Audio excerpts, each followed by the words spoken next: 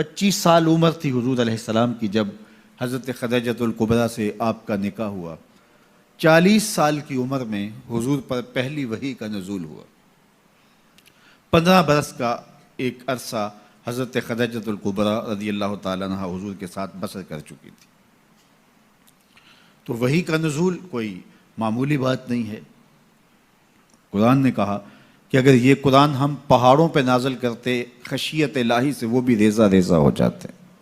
یہ قرآن ہے اور یہ حضور کے قلب اطہر پہ نازل ہوا۔ اس کی کیفیات حضور نے محسوس کی تو واپس آئے تو فرمایا زملونی یا خدیجہ، مجھے چادر دو، میں سردی محسوس کر رہا ہوں۔ تو حضرت خدیجۃ الکبریٰ نے چادر اڑا دی۔ تو آقا کریم نے جو کیفیات گزری تھیں، جو حالات تھے، وہ اپنی زوجہ محترمہ کے سامنے رکھے کہ اس وقت میری پوزیشن، میری صورتحال یہ ہے۔ تو حضرت خدیجۃ الکبریٰ نے اس وقت تسلی دیتے ہوئے حضور علیہ السلام کو جو جملے کہے، ان جملوں پہ غور کیجیے۔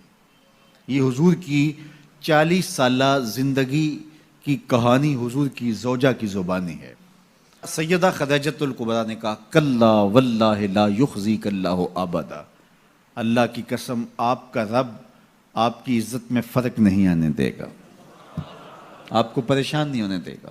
میں اللہ کی قسم اٹھا کے کہتی ہوں کبھی ایسا نہیں ہوگا کہ آپ کا رب آپ کی عزت میں فرق آنے دے۔ کیوں؟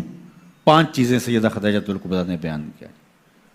فرمایا انک لتصل الرحم، ایک تو آپ صلہ رحمی کرتے ہیں۔ دوسری بات ارشاد فرمائی وتحمل الکلہ، جن کا کوئی بوجھ اٹھانے والا نہیں اس کا بوجھ آپ اٹھاتے ہیں۔ تیسری بات وتکسب المعدوم، اور جن کا کوئی کمانے والا نہیں ہے اس کے کفیل آپ ہیں۔ وتقری الضیف، اور لوگوں کی مہمان نوازی کرتے ہیں۔ اور 5ویں چیز وتعین علی نوائب الحق، راہ حق کے اندر مصیبت زدہ لوگوں کو جو تکلیفیں پہنچتی ہیں آپ ان کے ساتھ کھڑے ہوتے ہیں، ان کی مدد کرتے ہیں۔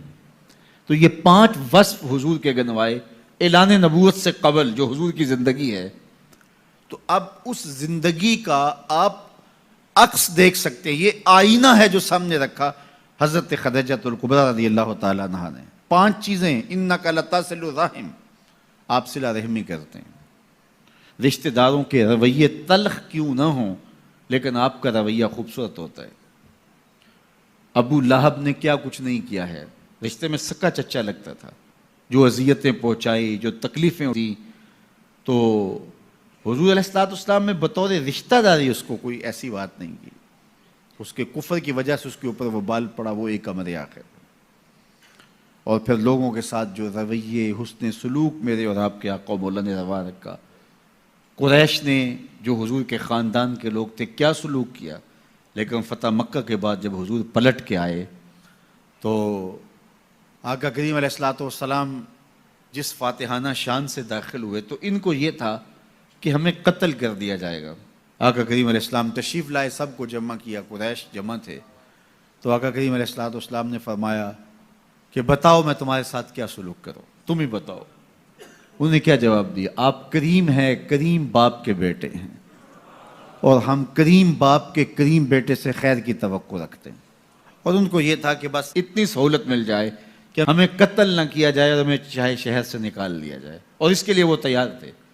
تو اس لیے انہوں نے کہا آپ کریم ہیں، کریم باپ کے بیٹے ہیں۔